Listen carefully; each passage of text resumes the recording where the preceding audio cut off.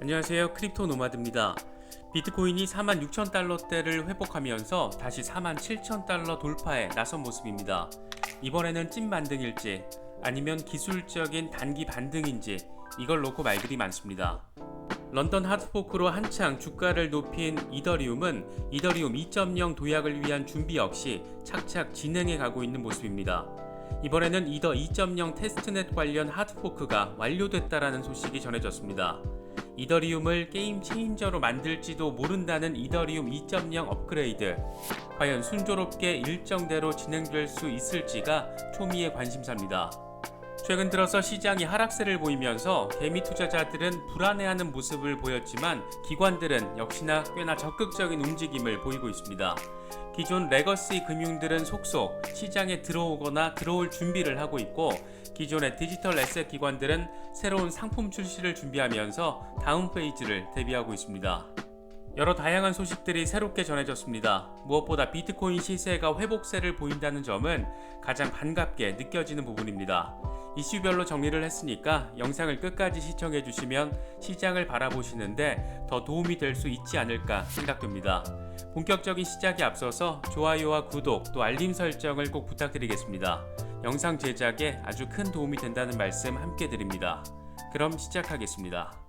먼저 비트코인 상황입니다. 비트코인은 8월 20일 현재 46,000달러를 회복하면서 47,000달러 돌파를 시도하고 있습니다.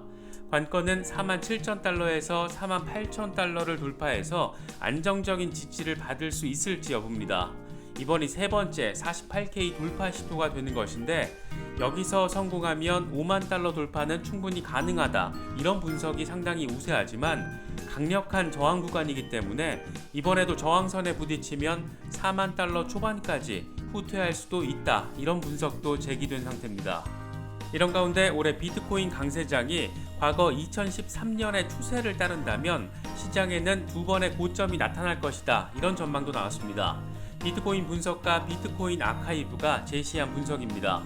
비트코인 아카이브는 2013년 당시 첫 번째 고점은 259달러였지만 두 번째 고점은 1163달러까지 4.49배 상승했다라면서 이를 이번 강세장에 적용을 하면 지난번 고점인 64,000달러의 4.49배인 28만 7,000달러가 된다라고 설명했습니다. 물론 이건 2013년의 추세를 이번에도 따른다라는 전제가 들어맞았을 때 가능한 그런 전망입니다. 그러면서 플랜 B의 스톡 투 플로우 모델에 따른 가격도 28만 8,000달러로 지난 2013년 강세장으로 추산한 이번 강세장 고점과 일치한다, 이렇게 설명했습니다. 단순히 자신이 설정한 전제에 근거한 게 아니라 그동안 많은 사람들이 신뢰를 보여온 스톡 투 플로우 모델까지도 비슷한 상황을 보여준다라는 점을 강조한 것으로 볼 수 있는데, 어째 진짜 저렇게 현실화되면 어쩌나 싶을 정도로 높은 가격대여서 실제 상황과 얼마나 들어맞을지 상당히 궁금한 그런 지점입니다. 이번 비트코인의 반등은 비트코인 시장의 호재라기보다 주식 시장에 대한 악재가 코인 시장의 상대적인 호재로 작용했다라는 분석이 나오고 있습니다. 코인텔레그래프는 미국 연방준비제도가 테이퍼링을 오는 11월에 시작한다는 소식이 주식 시장을 하락시켰다. 반면 시장 지원 부양책이 줄어들면서 투자자들이 리스크를 회피하게 되면 비트코인 가격이 회복할 것이라는 기대감은 더 커졌다, 이렇게 분석했습니다. 그러면서 시장에 대한 부정적인 뉴스가 이어지는 동안 반대로 낙관적인 해석도 잇따른다, 이렇게 평가했습니다. 전체 투자 시장의 관점에서 보면 지금 상황은 그렇게 썩 좋지는 않은 모습입니다.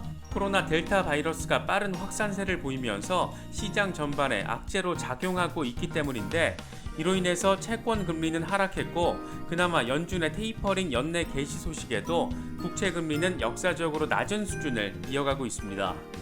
연준의 연내 테이퍼링 단행 소식은 7월 연방준비공개시장위원회 FOMC 의사록이 공개되면서 그 가능성이 알려진 것인데, 다만 구체적인 시기와 관련해서는 여전히 연준 위원들 사이에서 이견이 있는 것으로 나타났습니다. 연준 내부에서는 주요 이슈에 대해서 거의 대부분 마찰음이 나오는 것 같습니다. 가상화폐 시장을 억누르는 요소로 연준이 활용해왔던 CBDC 도입과 관련해서 CBDC가 필요 없다, 이 같은 연준 이사의 멘트가 나오면서 주목받고 있습니다. 크리스토퍼 월러 연준 이사는 최근 연설을 통해서 CBDC에 대해 회의적인 입장을 다시금 강조한 것으로 전해졌습니다. 그는 우리에게 익숙한 형태인 시중은행 예금 역시 이미 디지털화돼 있다. 현재 사용되고 있는 결제 시스템은 저렴하고 어디에서나 볼 수 있으며 널리 이용 가능하다. CBDC는 필요하지 않다. 이렇게 밝혔습니다. 그러면서 게다가 CBDC는 효용과 이익이 명확하지가 않다. 오히려 CBDC 개발이 상당한 위험을 초래할 수 있다. CBDC가 미국의 결제 시스템이 직면하고 있는 문제들을 해결할 수 있을지 회의적이다라고 설명했습니다. 이어서 정부의 경제 개입은 시장에 중대한 실패가 있을 때 이를 해결하기 위해서만 이루어져야 한다라고 생각한다. 이렇게 강조했습니다. 개인적으로는 마지막 멘트가 가장 마음에 와닿았습니다. 미국이나 우리나라나 현재 제대로 된 이해 없이 무턱대고 암호화폐 시장에 개입하려다 보니까 시장에 오히려 혼란을 이야기하는 것 아닐까, 그런 생각도 들게 만드는 멘트였습니다. 안타깝게도 월러 이사의 이 같은 발언이 다른 정부 관계자들에게는 안 먹히는 것 같습니다. 최근 코인 시장에서 가장 뜨거운 관심을 받은 종목은 단연 디파이입니다. 엄청난 시세 상승을 보인 솔라나나 루나 등 모두 디파이 프로젝트에 해당합니다. 시장에서 디파이 프로젝트가 뜨거운 관심을 받고 있는 가운데 이번에는 미국 SEC 게리 겐슬러 위원장이 디파이로 알려진 일부 탈중앙화 프로젝트는 SEC가 감독하는 유형의 기업처럼 보이게 하는 기능들을 가지고 있다, 이렇게 밝혔습니다. 월스트리트 저널 보도 내용을 보면 겐슬러 위원장은 지금까지 미국에서 완전히 규제되지 않은 이런 P2P 네트워크는 감독에서 자유롭지 못할 수 있다, 이렇게 말했습니다. 겐슬러 위원장은 또 디파이 플랫폼은 어떤 면에서는 분산화될 수도 있지만 또 다른 면에서는 고도로 중앙화될 수도 있기 때문에 디파이라는 용어 자체가 적절하지 못하다라고 덧붙이기도 했습니다. 월스트리트 저널은 디파이 개발자들은 프로젝트의 탈중앙 속성이 SEC의 감독 필요성을 무효화한다라고 주장하지만 겐슬러는 디지털 토큰이나 이와 유사한 인센티브를 제공하는 프로젝트가 아무리 분산화되어 있다고 하더라도 규제를 받아야 하는 활동으로 이어질 수 있다라고 분석했습니다. 명확한 규제 근거를 제시하지 않은 채 SEC의 규제 대상 가능성만 놓고 이런 발언을 한 것을 보면 결국에는 미국 상품선물거래위원회 CFTC와의 규제권 다툼과 관련해서 먼저 규제 의사를 밝히며 선점하려는 밥그릇 다툼의 연장선 아니냐, 이런 비판도 나오고 있습니다. 비트코인이 46,000달러를 회복하면서 이더리움 역시 3,000달러 돌파에 성공했습니다. 이런 가운데 이더리움 2.0 테스트넷 피어몬트가 알테어 하드포크 업그레이드를 성공적으로 실시한 것으로 전해졌습니다. 알테어는 실행 중이지만 원활하게 동작하지 않는 이더 2.0 네트워크를 조정하는 업그레이드입니다. 런던 하드포크와 더불어서 8월에 이더리움 코어 개발자들이 가장 집중한 업데이트 가운데 하나입니다. 그만큼 중요한 의미 부여가 가능한 그런 업데이트로 볼 수 있습니다. 이더리움 2.0이 도입되면 이더리움은 기존의 작업 증명 POW 방식에서 지분 증명 POS로 전환하게 됩니다. 이에 따라서 이더리움은 채굴 중심에서 스테이킹 중심으로 바뀌게 되고 환경 이슈에서 거의 완전히 자유로워지게 됩니다. 이와 관련해서 최근 비탈릭 부테린은 이더리움 2.0으로 업그레이드가 되면 탄소 배출량을 99% 수준으로 줄이게 될 것이라면서 기대감을 강하게 내보이기도 했습니다. 시장이 회복세를 보이면서 이번에는 찐 반등이기를 바라는 기대감이 피어오르는 가운데 장기적으로 상승세는 불가피하겠다 싶은 생각을 갖게 만드는 지점, 바로 기관들의 지속적인 유입세가 벌어지고 있기 때문입니다. 이번에는 미국 4대 은행인 웰스파고가 고액 자산가를 위한 비트코인 패시브 펀드를 규제기관에 등록한 것으로 나타났습니다. 외신 보도 내용을 보면 해당 비트코인 사모펀드는 고액 자산가를 대상으로 액티브하게 운영될 것이라는 기존 보도와 달리 패시브 형태로 운영될 것으로 전해지고 있습니다.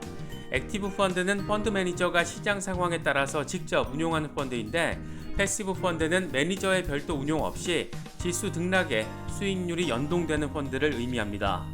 재미있는 지점은 특히 같은 날 JP모건 역시 SEC의 패시브 비트코인 펀드 신청서를 제출한 것으로 알려졌다는 겁니다. 이런 걸 보면 역시 JP 모건이다 이런 생각이 들기도 합니다. 그렇게 비트코인 욕을 하면서도 시장의 흐름을 절대 놓치지 않고 치고 나서는 이런 모습을 보면 돈 냄새 맡는 능력 하나는 역시 세계 최고 수준입니다.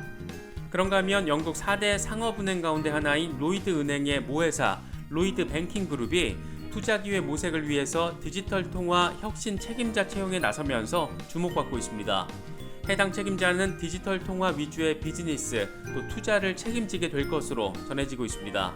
로이드 뱅킹 그룹은 디지털 통화 기술이 전통 금융 서비스에 통합될 가능성과 함께 빠르게 발전하고 있다 이렇게 배경을 설명했습니다. 개인적으로는 이 멘트를 보고 핏이 웃음이 났는데 디지털 통화 기술을 받아들이지 않고는 살아남을 수 없는 그런 상황을 애써 외면한 채 신기술이 전통 금융 서비스에 통합될 가능성이라고 표현한 부분이 다소 재밌게 느껴졌습니다. 누가 누구에게 통합되고 또 누가 누구를 통합하는 것인지 알면서도 모르는 척하는 게 아닐까 그런 생각도 들었습니다.